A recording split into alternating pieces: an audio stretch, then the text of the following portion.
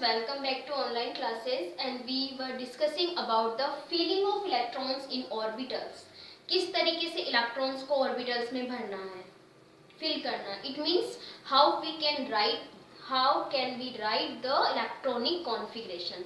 Electronic configuration किस तरीके से लिखे जाते हैं. आज के बाद हमें 1s2, 2s2, 2p6 इस तरीके से मीन्स जो ऑर्बिटल्स हैं उनके एनर्जी के इंक्रीजिंग ऑर्डर में, यानी पहले हमें कम एनर्जी वाले इलेक्ट्रॉन ऑर्बिटल्स में इलेक्ट्रॉन फिल करने हैं, फिर उससे ज़्यादा वाले में, फिर उससे ज़्यादा वाले में. तो मैंने आपको राफोस प्रिंसिपल बताया था. राफो प्रिंसिपल क्या बोलता है कि इलेक्ट्रॉन सबसे पहले उस ऑर्बिटल में भरे जाते हैं जिनकी एनर्जी कम होती है, और इनकी एनर्जी का ऑर्डर के लिए राफो ने इस तरीके से एक्सप्लेनेशन दिया था, या इस तरीके से एक सिस्टमैटिक तरीके से ऑर्डर फाइंड करना कि किसका कौन से ऑर्बिटल का जो एनर्जी है वो कम है, किसकी ज़्यादा है. उसने इस तरीके से एक हमें फॉर्मेट बना के दिया था.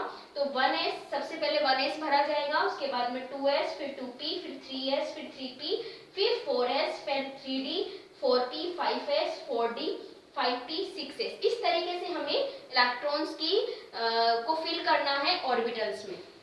ठीक है.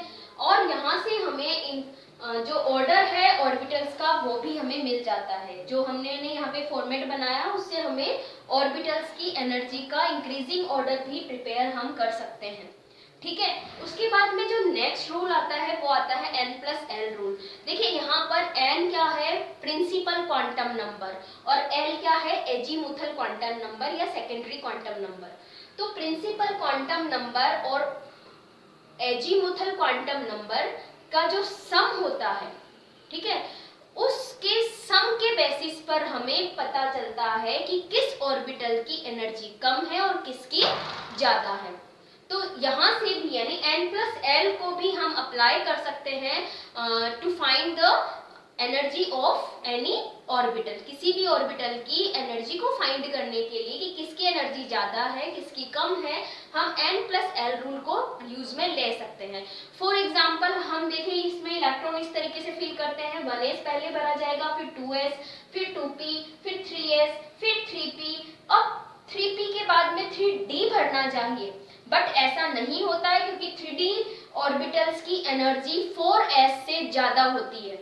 इसलिए सबसे पहले इलेक्ट्रॉन 4s में जाते हैं और उसके बाद में 3d में जाते हैं. ये हमें आफबोस प्रिंसिपल भी बताता है. देखिए यहाँ पे 1s, फिर 2s, 2p, 3s, 3p और 3p के बाद में 4s. और इसे ही हम n+l रूल से भी फाइंड कर सकते हैं. जैसे कि हम बात करते हैं, मैं एग्जांपल ले लेती हूँ 4s और 3d का. तो देखिए अगर मैं यहाँ 4s लिखती हूँ, यहाँ पे मैं 3d लिख रही हूँ. ठीक है. यहाँ पर हम इसके n और l फाइंड करते हैं. It means principal quantum number और सेकेंडरी क्वांटम नंबर या सब्सिडरी क्वांटम नंबर फाइंड करते हैं.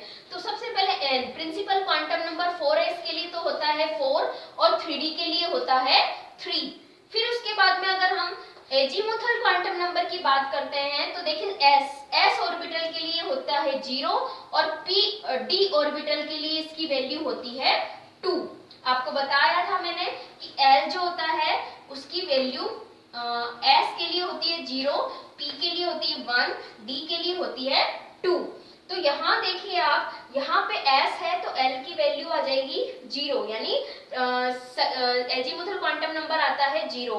और 3d के लिए क्योंकि d ऑर्बिटल्स हैं इसलिए इसके लिए 2 वैल्यू, l की वैल्यू 2 होती है.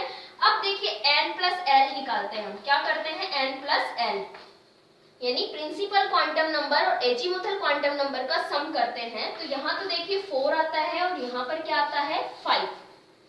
तो n+l रूल हमें ये बोलता है कि जब हम प्रिंसिपल क्वांटम नंबर और एजीमुथल क्वांटम नंबर को ऐड करते हैं तो जिसके लिए इसका सम कम आता है उसकी एनर्जी कम होती है, और जिसके लिए इसका सम n+l जो है वो ज्यादा आता है, ग्रेटर आता है, उसके लिए इसकी एनर्जी, उन ऑर्बिटल्स की एनर्जी क्या होती है, ज्यादा होती है. तो इससे हमें पता चल गया कि जो 3d होते हैं उनकी एनर्जी 4s से ज्यादा है. ओके.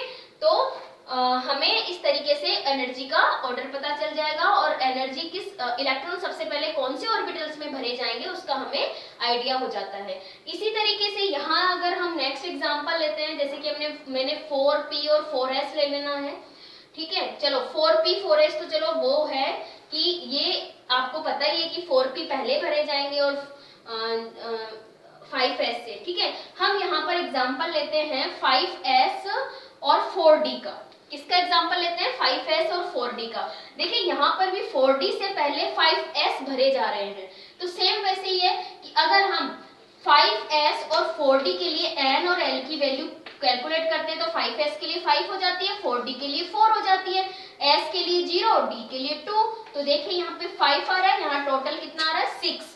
तो 4d के लिए n प्लस l ग्रेटर आ रहा है, लार्ज ग्रेटर आ रहा है 5s के कंपेयर में, इसलिए 4d की एनर्जी जो होती है वो 5s से ज्यादा आती है। तो n प्लस l रूल के अकॉर्डिंग हमें सबसे पहले उन ऑर्बिटल्स में इलेक्ट्रॉन्स को फिल करना है जिनके लिए n प्लस l का टोटल जो होता है वो ज्यादा है, ओके।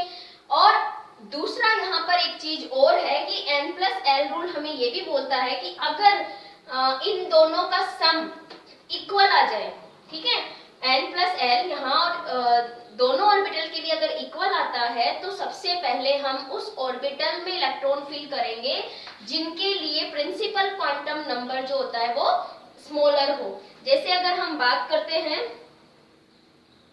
एक एग्जांपल अगर मैं लेती हूँ यहाँ पर 5f और 6d, 5f एंड 6d, ये एक एग्जांपल ले लेती हूँ मैं।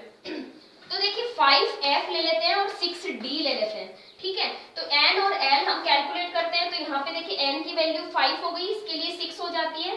फिर l की वैल्यू यहाँ कितनी आ रही है, f के लिए जो होता है l की वैल्यू 3 होती है, तो 3 और यहाँ d के लिए हो जाएगी 2। तो देखिए इसका टोटल भी 8 आता है और इसका टोटल भी 8 आता है। जब हम n प्लस l करते हैं तो 5f के लिए भी 8 आता है और 6d के लिए भी 8 आता है, लेकिन हम सबसे पहले इलेक्ट्रॉन्स किस में भरेंगे, 5f में भरेंगे, क्योंकि according to n plus l rule अगर n प्लस l इक्वल आ जाता है तो सबसे पहले इलेक्ट्रॉन्स यानी उन ऑर्बिटल्स में जाएंगे जिनके लिए n की वैल्यू कम हो। तो देखिए आपको n यहाँ पर 8 और 8 n प्लस n दोनों के लिए इक्वल आ रहे हैं, लेकिन n की वैल्यू 5f के लिए कम है, तो सब इनकी एनर्जी कम होगी। So we have to fill 5f orbitals before 6d, okay.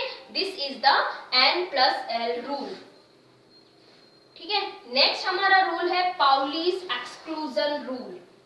Pauli's exclusion rule, इस रूल्स ये जो पाउलीज एक्सक्लूजन रूल है वो हमें ये बताता है कि सबसे पहले जितने भी हम इलेक्ट्रॉन्स फिल करते हैं ऑर्बिटल्स में, तो कभी भी किसी भी इलेक्ट्रॉन के लिए चारों क्वांटम नंबर कभी इक्वल नहीं आती है।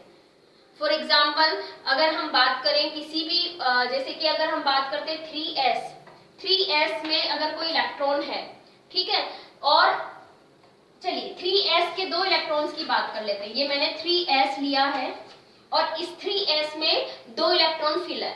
अब हम इस इलेक्ट्रॉन की और इस इलेक्ट्रॉन की अलग अलग चारों क्वांटम नंबर्स कैलकुलेट करते हैं। तो अगर हम इस इलेक्ट्रॉन की A मान लेते हैं, इसको B मान ले, तो A के लिए अगर हम चारों क्वांटम नंबर्स कैलकुलेट करते हैं तो देखिए A के लिए n की वैल्यू हो जाएगी 3, l की वैल्यू हो जाएगी 0, m की वैल्यू भी हो जाएगी 0, बट स्पिन क्वांटम नंबर क्या होगा इसके लिए, पॉजिटिव हाफ। क्या होगा इसके लिए, पॉजिटिव हाफ। लेकिन हम इस वाले इलेक्ट्रॉन की बात करते हैं तो इसके लिए देखिए n की वैल्यू 3 होगी, l की वैल्यू 0 होगी, l की वैल्यू 0 होगी और ms यानी स्पिन क्वांटम नंबर की वैल्यू क्या होगी, -12। तो देखिए एक ही ऑर्बिटल में आने वाले 2 इलेक्ट्रॉनों की भी चारों क्वांटम नंबर सेम नहीं होती है। 3 क्वांटम नंबर सेम हो सकती है, बट स्पिन क्वांटम नंबर कभी भी सेम नहीं होगी एक ही ऑर्बिटल में आने वाले 2 इलेक्ट्रॉन्स की। तो पाउलिस एक्सक्लूजन रूल हमें क्या बोलता है कि किसी भी मतलब किसी भी एटम में अगर हम इलेक्ट्रॉनिक कॉन्फ़िगरेशन लिखते हैं तो किन्हीं भी दो इलेक्ट्रॉन को, आप कोई से भी दो इलेक्ट्रॉन ले लीजिए, उनकी चारों क्वांटम नंबर्स कभी इक्वल नहीं होगी। ओके, नेक्स्ट वीडियो में हम बात करेंगे हुंस मैक्सिमम